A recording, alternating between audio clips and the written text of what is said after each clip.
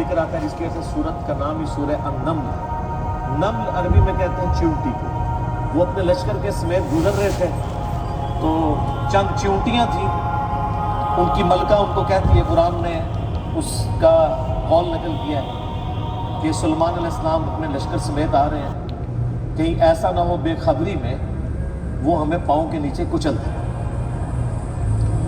تو پھر وہ چیونٹی باقی چیونٹیوں کو کہتی ہے کہ تم لوگ اپنے بلوں میں چلی جاؤ۔ یعنی چیونٹیوں کا یہ عقیدہ تھا کہ حضرت سلیمان علیہ السلام اور ان کے جتنے صحابہ ہیں ان کو علم غیب کوئی نہیں ہے، کیونکہ تبھی تو کچل دیں گے، الا یہ کہ اللہ ان کو بتا دے۔ اچھا، آپ بزرگوں کے علم غیب لے کے بیٹھے، تو اس میں اللہ تعالیٰ نے سلیمان علیہ السلام کو اس چیونٹی کی بات سنوا دی، تو سلیمان علیہ السلام اس پر مسکرائے، اور مسکرا کے یہ نہیں کہا کہ مجھے علم غیب ہے، کہا کہ اللہ کا شکر ہے کہ اللہ تعالیٰ نے یعنی مجھے یہ کوالٹی دی ہے کہ اللہ تعالیٰ نے اس چیونٹی کی بات مجھے سنوا دی۔ ہر جگہ آپ کو سلیمان علیہ السلام کا کریکٹر نظر آئے گا گاڈ اورینٹڈ۔ ویسے یہودیوں میں ایک گروہ ایسا بھی ہے جو سلیمان علیہ السلام سے سخت نفرت کرتا ہے، اور بڑے بڑے ان کے اوپر اسکینڈل بھی بنائے ہوئے انہوں نے، کیونکہ سلیمان علیہ السلام بڑے کٹر قسم کے موحد، تو توحید و عزم نہیں ہوتی۔ ہر جگہ آپ کو نظر آئے گا سلیمان علیہ السلام جب بھی کوئی کام ہوتا ہے نا، اپنے تو کسی کمال کا ذکر ہی نہیں کرتے، وہ کہتے ہیں اللہ نے مجھے آزمایا ہے، اللہ نے مجھے دیا ہے تاکہ میں اللہ کا شکر ادا کروں، اللہ مجھے جانچ رہا ہے کہ میں نے، وہ تو سینٹرڈ اراؤنڈ گاڈ، اور یہی ایک موحد کی نشانی ہوتی ہے۔ اور وقت کا پیغمبر تو امام الموحدین ہوتا ہے نا، تمام موحدین کا امام ہوتا ہے، تو وہ چیونٹی جو ہے نا اس کی گفتگو حضرت سلیمان علیہ السلام سن کے مسکراتے ہیں اور پھر اللہ تعالیٰ کا شکر ادا کرتے ہیں کہ مجھے اللہ نے یہ کوالٹی دی ہے۔ اس کے بعد پھر ذکر آتا ہے کہ اسی دعا میں وہ کہتے ہیں کہ اے اللہ مجھے بخش دے، مجھے اپنی رحمت سے اپنے نیک بندوں میں داخل فرما، اور یہ جو تو نے مجھے اس طرح کی نعمتیں دی ہیں تو مجھے اس قابل بنا کے میں تیری نعمتوں کا شکر ادا کرتا۔ اور یہاں کہتے ہیں بزرگوں کا کمال ہے، فلاں کی نگاہیں کرو، حالانکہ وہ کہہ سکتے تھے میرے ابا جی دیا دعاواں نے، انہوں کا فیض ہے، میں انہوں کا ہی مرید ہوں نا، ابا وہ ہے بھی تھا، داؤد علیہ السلام پیغمبر تھے، سب کچھ گاڈ اورینٹڈ۔ ایک پیغمبر کا باپ بھی پیغمبر ہے تو وہ اپنی کسی کوالٹی کو اپنے پیر کی طرف منسوب نہیں کر رہا، جو باقی جینوئن پیر ہے اللہ کی طرف منسوب ہے۔ اسی لیے تو آپ کو کہا جاتا ہے نا کہ آپ قرآن میں ڈائریکٹ نہیں پڑھنا، آپ گمراہ ہو سکتے، کیونکہ آپ یہ سوچیں گے، تو اس لیے تو ہم کہتے ہیں مرنے سے پہلے اے مسلمان کر لے اس پہ غور، کتابوں کا خدا اور ہے، بابوں کا خدا اور جب تم غور کر لو اس کے بعد ایک بار یہ بھی کہنا کہ نہ میں وہابی نہ میں بابی، میں ہوں مسلم علمی کتاب، نہ ہم سو کالڈ وہابی ہیں، کوئی علمی بات کرے تو اس کو کہتے ہیں وہابی ہے، اور نہ بابوں کا دفاع کرنے والے بابی ہیں، ہم علمی کتابی مسلم الحمدللہ۔ اچھا، وہ سورہ نمل میں پھر آگے چلتا ہے کہ حضرت سلیمان علیہ السلام اپنے دربار میں بیٹھے ہوتے ہیں، اب سارے ان کے کمانڈر حاضر ہیں، جنوں کا کمانڈر بھی ہے، اسی طریقے سے انسانوں کے کمانڈر بھی، سارے ان کے سردار وہاں پہ جمع ہیں، تو جو ان کی ایئر فورس کا کمانڈر تھا نا وہ ہدہد ایک پرندہ ہے جس کی بڑی خوبصورت سی کلگی ہوتی ہے، اسے مرغے کی ہوتی ہے، اور بڑا ایکسٹرا آرڈنری پرندہ ہے۔ آپ جا کے گوگل پہ سرچ کریں، یوٹیوب پہ اس کی ویڈیوز دیکھیں کہ اللہ نے اس کو کیا صلاحیت دی۔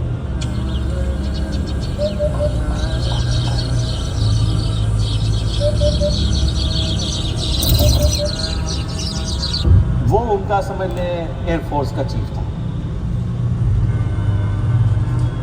تو آپ فرمایا وہ کدھر غائب ہے، اور پھر ساتھ فرمایا کہ وہ اپنی غیر حاضری کی کوئی جسٹیفیکیشن مجھے پیش کرے، اور اگر اس نے کوئی ایسی جسٹیفیکیشن نہ پیش کی کہ وہ میرے دربار سے غائب کیوں ہے تو میں اسے سزا دوں گا یا میں اسے ذبح کروں۔ بس یہ آپ ورڈکٹ بولتے ہیں تو تھوڑی دیر بعد ہدہد آ جاتا ہے اور وہ اپنی جسٹیفیکیشن پیش کرتا ہے۔ اب ظاہر ہے وہ میں نے بتایا کہ سورہ نمل میں ہی آتا ہے کہ اللہ تعالیٰ نے جانوروں کی بولیاں سکھا دی تھی، تو حضرت سلیمان علیہ السلام مجھ سے پوچھتے ہیں کہ بتاؤ، اور سر پھر ہدہد دیکھیں کتنا پکا مواد سے، وہ کہتا ہے کہ اے سلیمان علیہ السلام میں آپ کے لیے ایک ایسی خبر لے کے آؤں جو آپ کے علم میں بھی نہیں۔ باپی نہیں تھا ہدہد، ہاں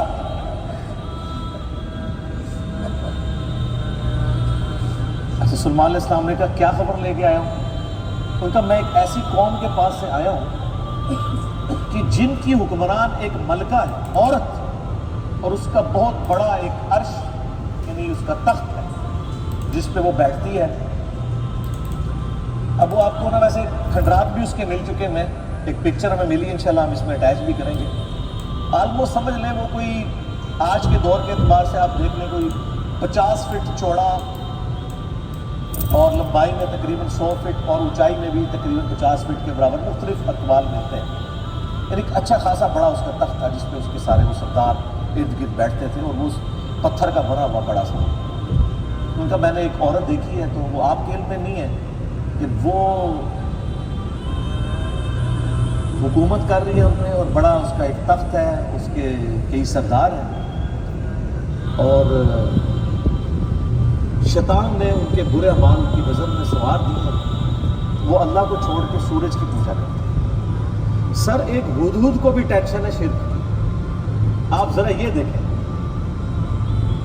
اسی لیے اللہ تعالیٰ نے فرمایا نا کہ قریب ہے کہ آسمان پھٹ پڑے اور زمین شک ہو جائے اور پہاڑ ریزہ ریزہ ہو جائے.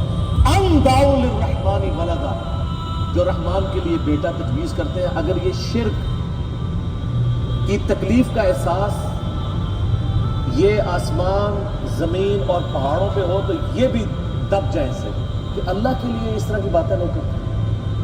تو اور پھر وہ کہتا ہے کہ اب حدود کی بھی آپ تقریر دیکھیں جناب کہ شیطان نے برے اعمال ان کی نظروں میں سوار دیے، اللہ کو چھوڑ کے وہ سورج کی پوجا کر رہے ہیں، حالانکہ عظمت اس اللہ کی ہے جو زمین و آسمان کا مالک ہے. ان کو تو چاہیے تھا اسے ہی سجدہ کریں، اور اس پہ آئے سجدہ بھی ہے. اللہ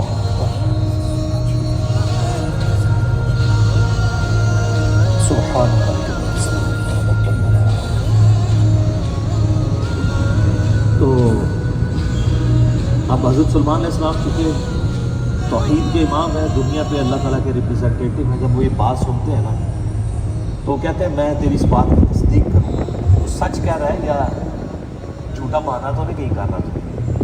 ورنہ تو حضرت سلمان علیہ السلام کہتے ہیں کہ ہاں مجھے تو پہلے ہی میں اللہ تعالیٰ نے دیا ہوا ہے، میں تو اتنی دوروں بھی بیٹھ سکتا ہوں. وہ تو اللہ دکھائے گا تو دیکھ گا. حضرت سلمان علیہ السلام نے ایک خط لکھا اور اس ہدہد کو کہا. اچھا یہ کوئی سٹوری نہیں ہے جو آپ کے علماء بیان کر رہے ہوتے ہیں، یہ ورڈ بائی ورڈ سورہ النمل آیت نمبر 15 سے لے کے 44 تک کی. جو چیز ان آیات سے ہٹ کے ہے میں اس کو مینشن کی تو وہ خط لکھ کے دیتے ہیں کہ یہ خط لے جاؤ اور جا کے ملکہ بلقیس جو ہے یہ اسرائیلی روایتوں میں آتا ہے قرآن میں ایک عورت کا ذکر ہے اور خط اس کو دے کے پھر دیکھنا اس کا کیا جواب دو. ہدہد جناب لے کے خط پہنچا ہے اور جا کے اب ہدہد ایک خط لے کے آ رہا ہو اور ملکہ کے وہ جا کے بیڈ روم میں سیدھا جا کے لینڈ کرتا ہے. کوئی سیکورٹی گارڈ کوئی کچھ نہیں روک سکتا، وہ کھڑکی سے آ کے اس میں لینڈ کر کے سامنے لا کے اس کے خط پھینکتا ہے. تو حضرت سلمان علیہ السلام کا خط وہ کھولتی ہے تو وہ اس خط میں 2 ٹوک جملے لکھے ہوئے تھے، انہ من سلیمان و انہ بسم اللہ الرحمن الرحیم، اور تم صلی تسلیم خم کر کے فوراً میرے پاس حاضر ہو جاؤ. بس یہ 2 لائنوں کا ایک جملہ ہوتا ہے. جب وہ اپنے سرداروں سے مشورہ کرتی ہے تو وہ کہتی ہے میرے پاس ایک معزز خط آیا ہے اور یہ معزز خط سلیمان کی جانب سے ہے. انہ من سلیمان سورہ النمل آیت نمبر 30. یہ واحد مقام ہے جہاں سورت کے اندر بسم اللہ شریف آئی ہے. ایک عزت والا خط آیا ہے. عزت والا وہ اس لیے کہتی ہے وہ اس کو پتہ چل گیا کہ غیر معمولی بندہ ہے کہ ہدہد جس کا خط لے کے آ رہا ہے میرے پاس. تو ظاہر ہے یہ کوالٹی تو اس کے پاس نہیں تھی کہ یہ کوئی کتنا بڑا بادشاہ ہے کہ جس کو اللہ نے یہ حکومت دی ہے کہ جانوروں میں بھی اس کی حکومت ہے. تو وہ کہتی ہے کہ ایک معزز خط میرے پاس آیا ہے جو سلیمان کی جانب سے ہے اور وہ اللہ کے نام سے شروع ہو رہا ہے.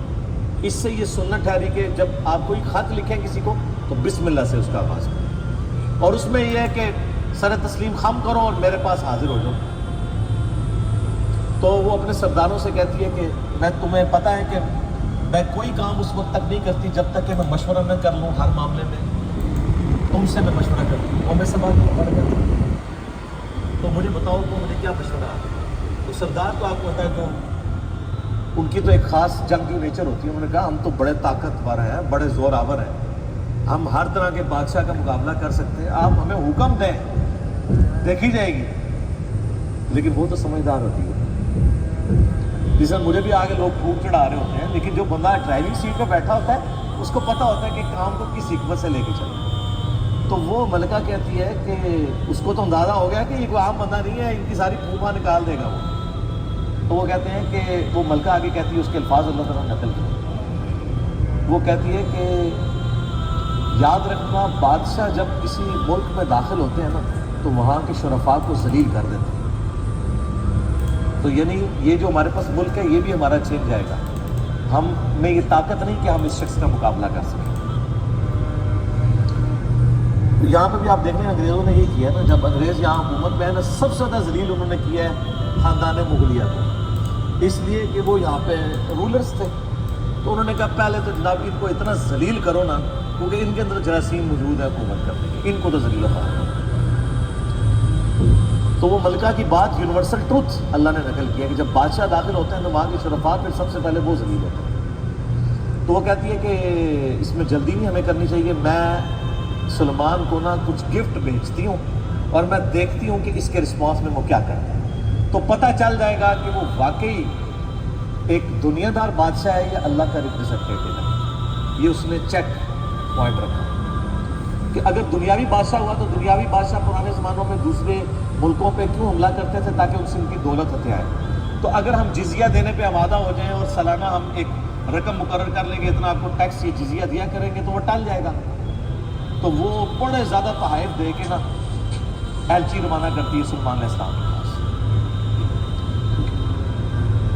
اور وہاں پہ سلمان علیہ السلام کے پاس جب وہ ایلچی پہنچتے ہیں تو سلمان علیہ السلام تو اسٹریٹ فارورڈ ان کو جواب دیتے ہیں کہ مجھے جو کچھ اللہ نے دیا ہے, تمہاری یہ دنیا کی حقیقی دولت اس کے مقابلے میں کچھ نہیں ہے. مجھے تو اللہ نے کیا حکومت دی ہوئی ہے. تو بلکہ سورہ نمل میں اللہ تعالیٰ نے ان کی دعا بھی نقل کی ہے. سلمان علیہ السلام کہتے ہیں اللہ مجھے ایسی حکومت دینا جو میرے بعد پھر کسی کو نہ کرے. اور انسانی تاریخ میں سلمان علیہ السلام سے بڑا بادشاہ نہ ان سے پہلے کو گزرا ہے نہ بعد, جس کو اس لیول کی اللہ تعالیٰ نے حکومت دی. تو وہاں پہ جب ایلچی پہنچتے ہیں تو وہ اسٹریٹ فارورڈ جواب دیتے ہیں اور ان کو واپس کر دیتے ہیں کہ جاؤ اور اپنی ملکہ کو بتا دینا کہ اب ہم وہ لشکر لے کے آئیں گے جس کی تاب تمہارے لشکر نہیں رکھ سکتے, انتظار کرو ہمارا. تو وہاں سے چلے جاتے ہیں, وہ تو چلے جاتے ہیں. اور سلمان علیہ السلام کو پتہ ہوتا ہے کہ وہ مطیع ہو کے ہی آئے گی, کیونکہ وہ سمجھ گیا ہوتا ہے کہ اس نے یہ جو ڈیسیژن کیا ہے وہ کیوں کیا. اب یہ فاصلہ آلموسٹ 2000 کلومیٹر کا ہے. قوم سبا آباد تھی یمن میں اور حضرت سلمان علیہ السلام یروشلم میں بیٹھے تھے, بیت المقدس ایلیا شام کے. آلموسٹ 2000 کلومیٹر کا یہ فاصلہ ہے.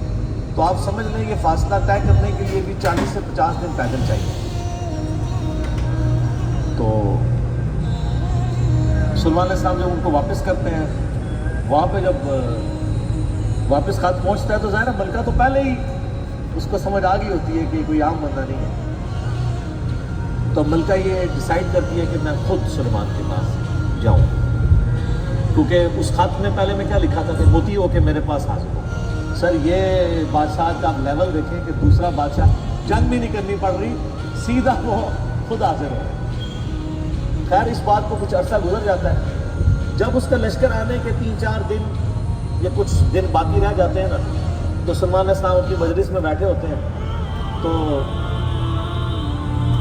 سلمان علیہ السلام اپنے درباریوں سے کہتے ہیں کہ وہ جو ملکہ بلقیس ہے وہ مطیع ہو کے میرے پاس آنے والی ہے.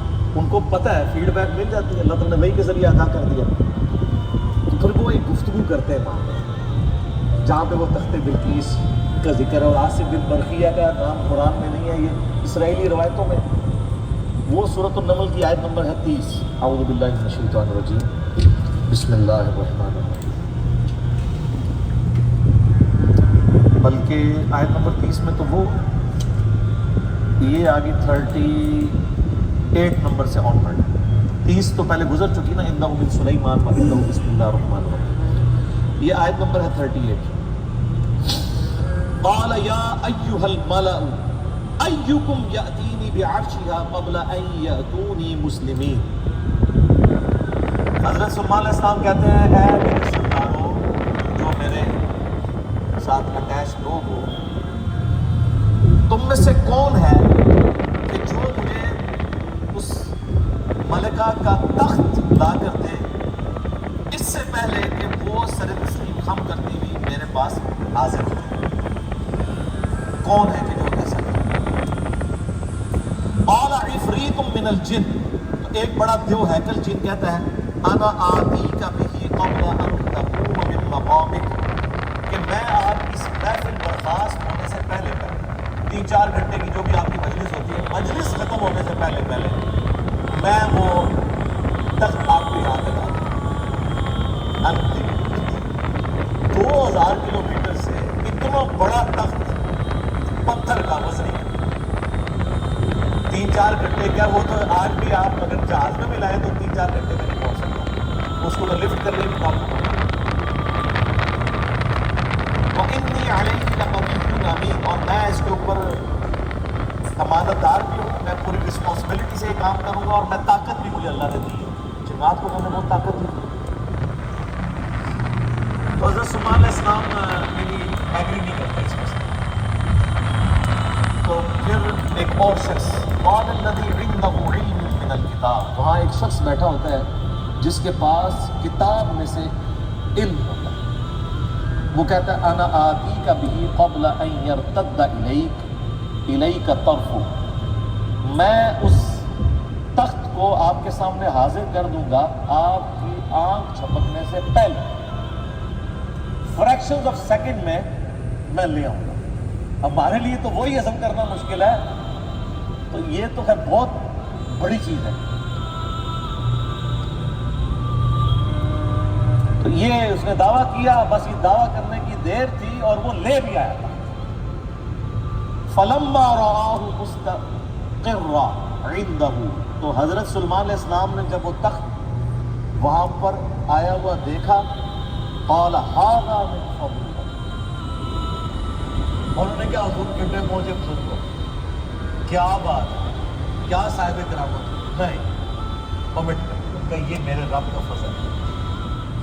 ھذا من فضل ربی، آپ لکھتے ہیں نگاہ مرشد سے، ماں باپ کی دعا سے، اور پیغمبر کیا کہتا ہے ھذا من فضل ربی، یہ تو میرے رب کا فضل ہے. کیوں ہے فضل؟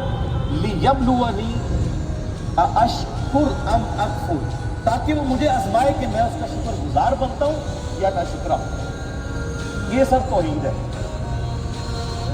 ومن شکر فانما یشکر لنفسہ، اور جو کوئی اللہ کا شکر کرے گا تو وہ بھی اپنے نفس کی خاطر ہی کر رہا ہوگا، اللہ کو کوئی پرواہ نہیں. ومن کفر، اور جو کوئی اللہ کی ناشکری کرے، فإن ربی غنی کریم، تو میرا رب تو غنی ہے، کریم ہے، اسے کسی کی پرواہ ہی نہیں. ھذا من فضل ربی. اچھا اس کے بعد پھر آتا ہے کہ وہ ملکہ جب آئی، حضرت سلیمان علیہ السلام نے کہا کہ نا اس تخت کی حیت بدل دو، ڈیزائننگ اس کی تھوڑی سی چینج کر دو، جو اس کے اوپر کوئی پھول بوٹے لگے ہوئے تھے تھوڑا سا اسے ٹیمپر کرو، اور میں دیکھوں گا کہ وہ پہچانتی ہے اپنے تخت کو نہیں کہ نہیں پہچانتی. تو وہ پھر ملکہ وہاں پہ آ پہنچتی ہے، تو سلیمان علیہ السلام اسے ریسیو کرتے ہیں اور کہتے ہیں اس تخت کے بارے میں تیرا کیا خیال ہے. تو وہ بڑی سمجھدار ہوتی ہے، تو وہ کہتی ہے یہ تو لگتا ہے کہ یہ میرے تخت ہی ہے، اس کی مثل مجھے لگ رہا ہے بلکہ شاید وہی ہے. تو یہ اس کی سمجھداری کا بھی ثبوت ہے کہ وہ اس کو ٹیمپرڈ فارم میں بھی پہچان لیتی ہے. اور یہ اس کو دوسرا میسج مل جاتا ہے، انہوں نے کیا لڑنا ہے،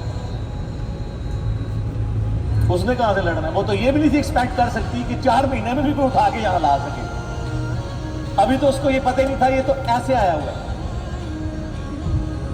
تو پھر سلیمان علیہ السلام اسے اپنے جو ٹیمپل ہے نا اس کی بھی تھوڑی جھلک کرواتے ہیں. آگے محل میں جب لے کے آتے ہیں کمرے میں، تو اس میں ایسے شیشے جڑے ہوئے ہوتے ہیں کہ وہ گویا دیکھنے میں تالاب محسوس ہو رہا ہوتا ہے. تو جب اس پہ پاؤں رکھنے لگتی ہے وہ سمجھتی شاید پانی والا تالاب ہے، تو وہ اپنے جو تہمد ہے یا جو بھی اس نے کپڑے پہنے ہوتے ہیں وہ تھوڑی سی اٹھا لیتی ہے، اس کی پنڈلیاں بھی ننگی ہو جاتی ہیں، وہ سمجھتی ہے پانی ہے، وہ پانی نہیں ہوتا، تو وہ امپریس ہوتی ہے.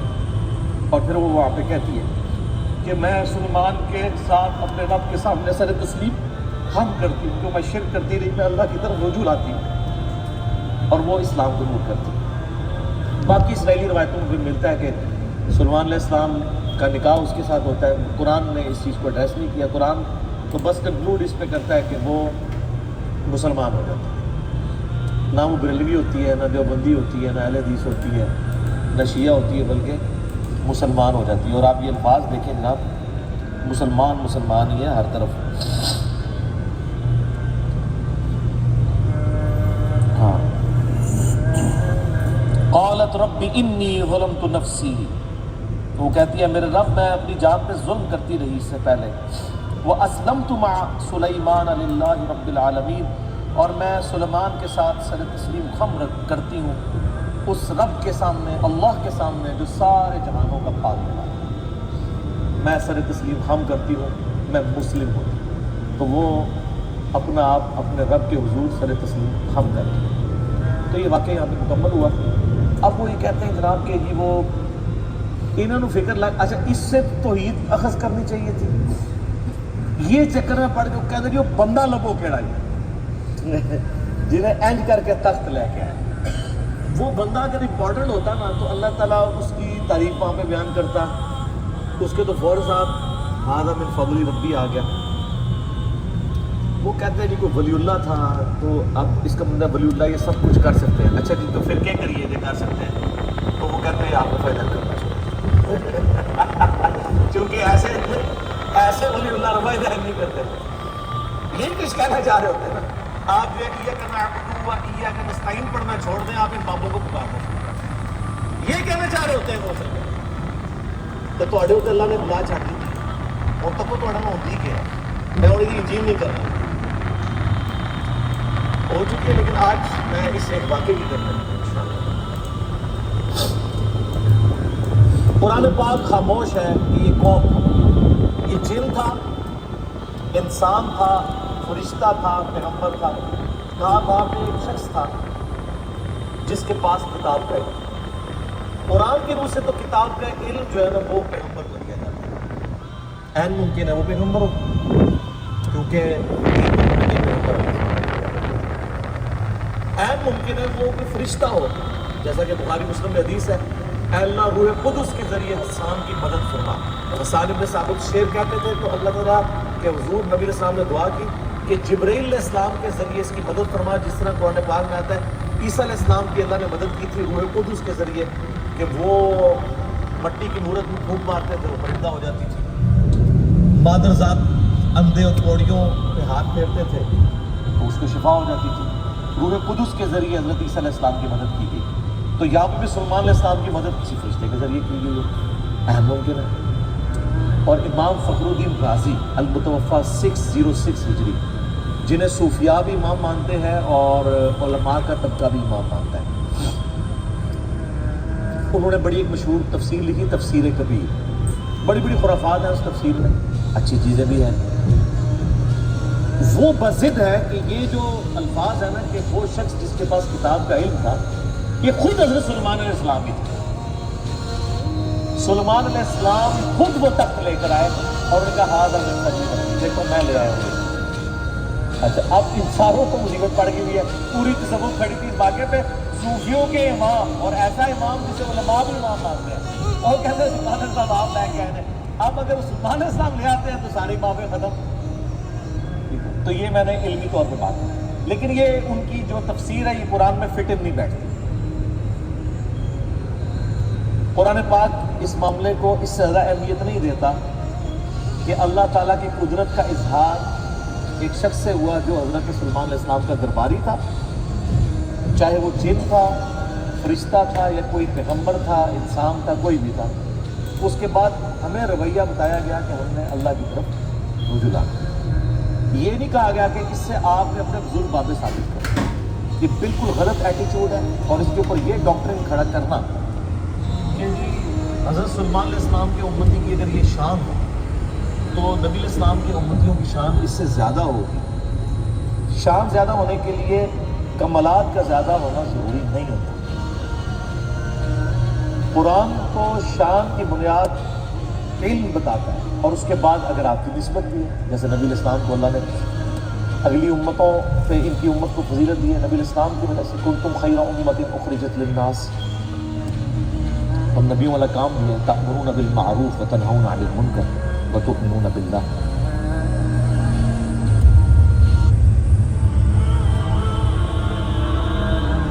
ٹھیک ہوگا جی؟ اللہ تعالیٰ سے دعا ہے جو حق بات میں نے کہی اللہ تعالیٰ ہمارے دلوں میں ناصب فرمائے، اگر جذبات میں میرے منہ سے کوئی غلط بات نکل گئی اللہ تعالیٰ ہمارے دلوں سے ہی ہمیں کتاب و سنت کی تعلیمات پر عمل کر کے دوسرے بھائیوں تک پہنچانے کی توفیق عطا فرمائے۔ سبحانک اللہم وبحمدک اشہد ان لا الہ الا انت استغفرک واتوب الیک وما علینا الا البلاغ المبین۔ جزاکم اللہ۔